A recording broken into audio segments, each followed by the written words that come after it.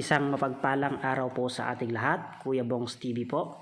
Kung mahilig ka sa mga airdrop at extra income, samahan niyo po ako. At kung hindi ka pa nakasubscribe sa aking channel, pakihit na lang po ang subscribe button at notification bell para updated ka sa mga videos na i-upload ko. At ngayong araw ay talakayin po natin ang Pixelburst. Medyo malungkot na balita sapagkat ang Pixelburst X account nga po ay nasuspend kaninang umaga. Dala na rin po ito siguro ng pagkakadismaya ng mga tao sa naging rules nila sa pagpapa-airdrop po nila ng kanilang token. At ang masaklap po nito ay nagkaroon nga po ito ng epekto sa presyo ng PixPy token. So tingnan po natin. So ito po yung aking account, makikita po ninyo. Ito po yung ating nakuhang PixPy. So meron po tayong 230. Ngayon ang naging rules po dito ay diretso na po siya mga stake yung token, hindi po nila ito inirelease kaagad sa mga tao o sa community. Ngayon, after ng ilang araw, saka pa lamang po marirelease, meron po silang binigay na pinost na announcement na kung saan 10% nga lamang po nito ang makukuha mo kung i-withdraw mo na. The rest po, parang babalik po ulit sa kanila at muling ibibigay sa mga player, sa mga active player. Ganun po ang kanilang naging rule. So yun po siguro yung dahilan kung bakit naging mainit po ang community sa kanila at nagkaroon nga po ng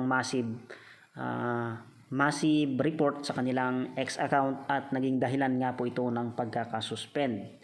Puntahan po natin yung kanilang puntahan po natin yung social media na kung saan ito po ay mga group ng mga tao, airdrop group na kung saan kitang-kita nga po na kaninang umaga nga po ay nasuspend yung Pixelburst. Hindi ko na po ito na may open ngayon dahil active na po sila ulit sa kasalukuyan.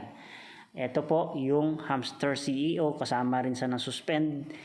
Itong Abacoin, suspended din po siya, at itong Doghouse, at meron pa pong ibang mga account na nasuspend bukod po sa mga ito. At tingnan naman po natin ang naging epekto ng pagkakasuspend. So ito po siya ngayon, yung presyo sa kasalukuyan ng Pixelburst. Kanina pong umaga, pagkasuspend at na-report, na mas report at na-suspend, ito po ang naging epekto niya. Bumagsak po siya hanggang dito. Kung hindi ako nagkakamali ay bumagsak po ito ng hanggang 0.051. Kaya kung nakabay ka sa partner na siya ay nag 0.051 at nakapag-sell ka po ngayong, o pwede mo na siyang i-sell sa ngayon, o meron ka pa rin kita dito sa may Pixelburst. Puntahan naman natin yung kanilang yung ibang mga update po sa kanila tungkol po dito sa X account po nila. Ayan, makikita po natin. Puntahan po natin yung Pixelburst. Ito, so pakita po siya. O, eto na po siya ulit. Kung mapapansin po nyo, active na po siyang muli. Meron po siyang 3.2 million followers. Kaya siya po ay muling nakabalik na naman na nga po dito sa X account.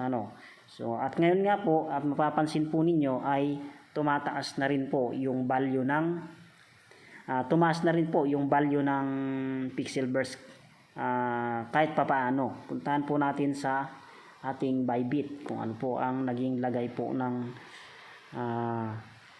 PixPy po dito. Dito po natin makikita po natin dito sa live chart po ng Bybit ang naging epekto po nito. Tayo sa spot account, yan, makikita po natin. So ito po yung kanina sa may letter S po na yan, bigla po siyang bumagsak hanggang doon po sa 0.050. Tapos ngayon po naka-recover po siya, then bumagsak naman po siya ulit, pero ngayon ay medyo nagkakaroon naman na siya ulit ng green candle.